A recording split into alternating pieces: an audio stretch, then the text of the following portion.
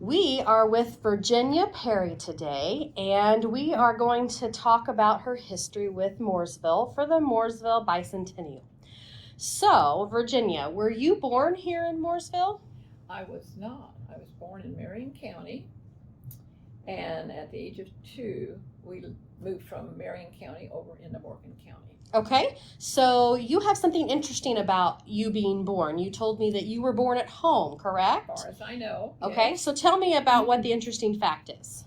Well, I found this out later as an adult that there were 2 birth certificates, and one is Marion County, of course, and it just has on here infant female almond, Okay, and it has the date of birth of October 4th. okay. And so I did not know about this, like I said, till I was an adult. And then so I go to the state and I get a birth certificate, and it says, it has a first name on it, of course, and it says October 6th, which is the date of birth I have always used. Okay, so you found out you had a different birthday. I did. So you have 2 birthdays. I do. So what are you going to do about that? Nothing. Okay. I mean, it was fine with my mother and father, and that's the date of birth I've used all these years. So Sure. there's no need for me to change that. But I just thought it interesting. And I can only surmise that because there was no first name when I was born, Okay. they couldn't make it official until they had a first name. So Okay. I think that was delayed. But the Marion County birth certificate has the date of birth October 4th, but it wasn't filed till October the 8th. Okay. So Yeah. technically you could celebrate your birthday on 2 different days. That's what I figured. That's pretty cool. 2 days of presents, huh? So your mom and dad were not originally from here, but you said you moved here when you were 2. Yeah. And then you have how many siblings? I have 4 brothers and a sister. There were 6 of us. Okay, 6 Yeah. of you. Okay. And then you actually lived where when you were 2? You were telling me a story about your house. Yes. We moved to the old Sawyer's farm, which is south of Mooresville. It used to be across the old iron bridge, and it's now called Charmel subdivision up on the hill. And we would play down in the creek below, White Lick, I guess, under the old wooden railroad trestle. Okay. And you mentioned something about that trestle. There was something that frustrated your dad about that. Yes, he planted and harvested watermelons where Southbridge is.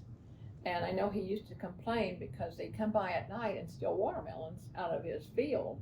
And of course that frustrated him, Sure. Yeah. Okay.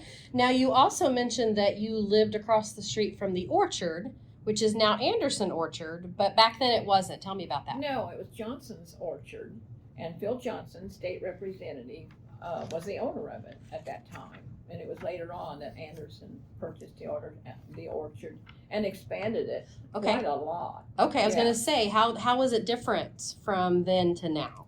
Well, I can tell you a little story. My dad was a Mason, and they would hunt wild rabbits for the rabbit supper they had every year at the Masonic Lodge. And so in order, he made a deal with Phil Johnson. Phil would let him hunt rabbits in the orchard, and they could pump water from our 2 lakes to water when they needed water for the orchard. Oh, that's cool. Yeah. Okay. Yeah. All right. And you also told me about growing up, you had a house that was abandoned. Yeah. And there was an issue with, you said no running water and no electricity. That's right. And then you got sick, right? Tell me about that. I did. There was a cistern on the property, but it hadn't been used for years, and so it had to be cleaned out. And of course, it had some dead animals and other things in there, and so I became sick, and I think it's because of that water, even though Dad had it cleaned out.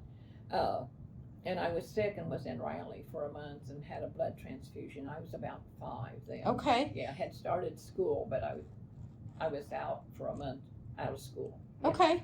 And later on in life, you said that because you didn't have any electricity, that you had a different way you had to study for school. How was that? Yes, first grade at Mooresville in that house, at Monrovia in that house, we studied by kerosene lamp because we didn't have electricity. That's pretty Fortunately, it cool. was not too long after that we did have electricity. That is pretty cool. Okay. So later on in life, you went to school at Mooresville, but not very long, right? I did. When we lived on the old Sawyer's farm, I started school and went to school probably a month, two at the most.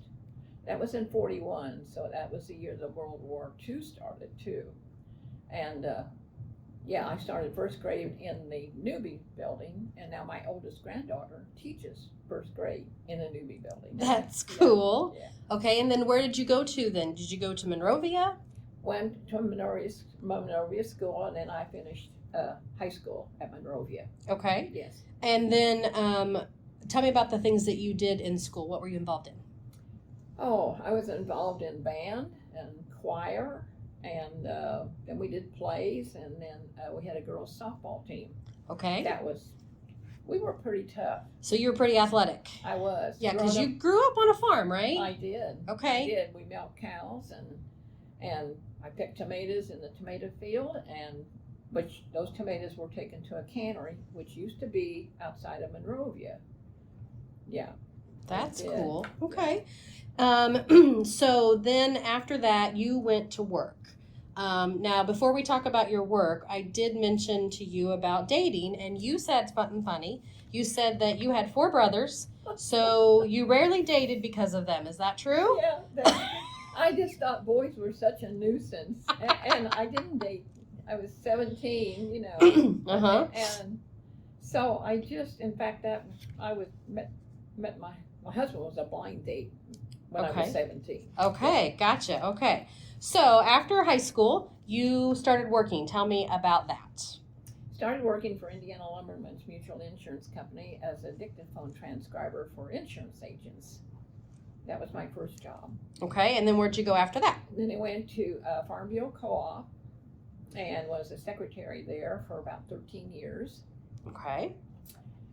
And I worked at what used to be, it's Chase now, used to be Bank One. I worked in the personnel department for 5 years. Okay. Went to work for the government, Social Security, worked there 19 years. Okay. And then I was asked if I'd like to be a court reporter for federal administrative law judges. And so I did that for 20 years as a contractor. Okay. And I stopped working in March of 2020 due to the pandemic, and I haven't returned to work. I Okay. kind of like being retired. Do you like being retired? And doing Okay. and doing volunteer work. Oh, awesome, awesome. Okay. So you said you went on a blind date with your husband. So tell me about that. What kind of things did you do back then for dating?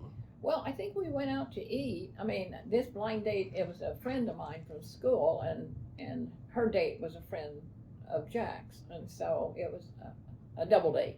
Okay. Yeah, because my dad probably would have said no otherwise. Okay. So back then you went to dinner. Did you do anything else? We might have gone to a movie, maybe. Okay, and where would you go? Well, Centerbrook was open then, Okay. or we might have gone to the Ritz Theater, but I'm thinking more like Centerbrook. Okay. So, okay, because you mentioned that the Ritz Theater where you would go as a family on Saturday nights after grocery shopping, Yes. right? That was like your big trip in That town was when a you were big little? trip in town. Okay, well, Yeah. that's awesome. So you and your husband, before he passed, were married for how many years? We were married 60 years the year that he passed in 2017. Okay. And so you have how many children? Have 3 boys. Oh, so that boy thing kept following you around. I know, yeah, and that's okay. I love them all. Well, that's good. Well, tell me about each of those boys. The oldest boy, he's Jack Jr., and he lives in Zionsville, has his own business. He is a financial analyst, Okay. stockbroker. Okay. He's done that for years. And then my middle son, Michael, lives out off of Kivett Road by Wilbur, Okay. and he's in the construction business. Okay. And the youngest one was a fireman for the Mooresville Fire Department for a while. Then he was an EMT, and now he's a paramedic for IU Lifeline. Okay. Well, awesome. So you must have grandkids. Yeah, 6 of them. 6 grandkids. 6 of them. Okay. Are any of them living here in Mooresville as well? The oldest granddaughter teaches at Newbie. Okay. Yeah, you mentioned that First grade. earlier. First Okay. grade at Newbie. And You've got a couple of grandsons that do some pretty important jobs, don't you? I do. The oldest one has his PhD in chemical engineering and he was working for North Carolina State University in Chapel Hill I think he's with maybe another company now and has involved in a new business. Okay. And then the second grandson is an attorney in Cincinnati. That's Daniel. And then my other granddaughter, Casey, she's an event planner for Crown Plaza Hotel downtown. Okay. She's a Carmel. Okay. And then there was a big gap between two of your boys, right? Yeah. So you have some younger grandchildren, too. I do. Between Michael and Steve, there was 10 years. And so I have Grace, and she goes to Paul Hadley Middle School. And then I have Jacob, who's 10, and he goes to Daymar. Okay. He's in their Daymar Academy school. And how's that going? He's doing very well. He's doing so much better. Yeah. Awesome. Yeah, he's doing very well. That is awesome. Okay, so we're going to jump a little bit ahead here, and we're going to talk about the things that you have done in Mooresville. And there's a lot of things, so I'm going to kind of just prompt you here. So starting back when you were a teenager, what were you involved in as far as things that helped the town and stuff? As far as things that help the town. Well, I was in Job's Daughters. But that's a branch of the Masonic. Masonic, okay, Yeah. okay. And then you've been an Eastern Star for like how many years? Over 50 years now. Okay, and didn't you used to be in charge? I did. Okay. Well, me and Jack and I was worthy matron, he was worthy patron in 76 and 77. So you were in charge as a married couple. Mhm. Well, that is cool. And then also you worked the polls, didn't you?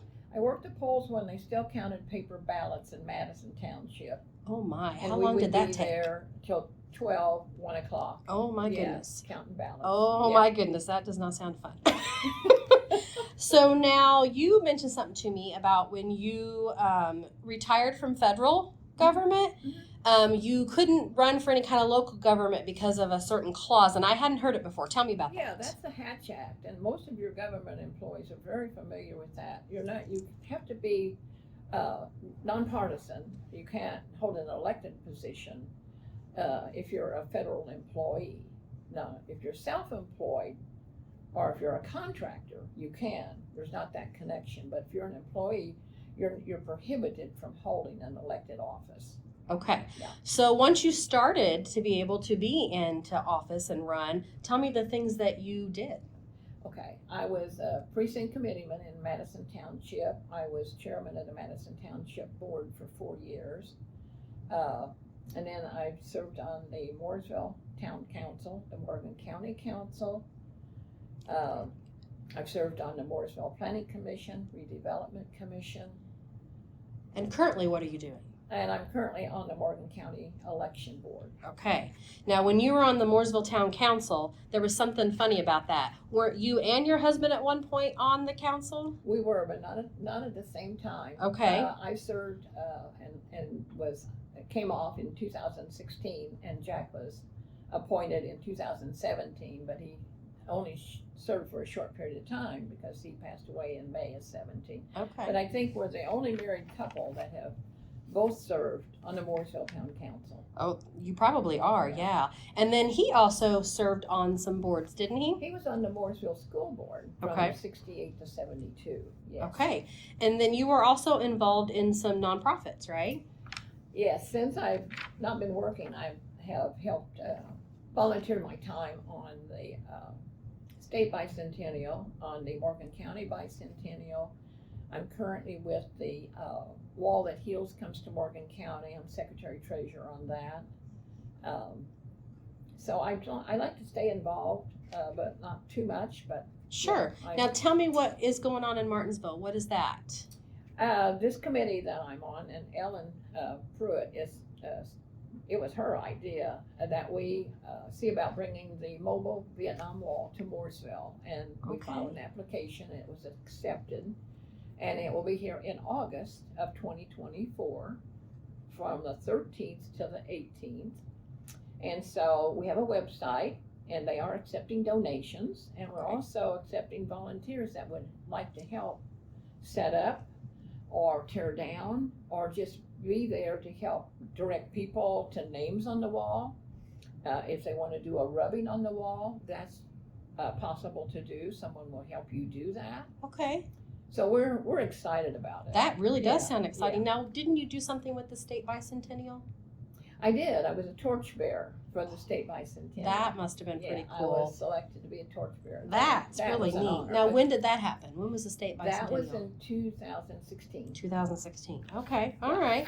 So you have actually lived in this area for how many years? I've lived consistently in Morgan County for 85 years.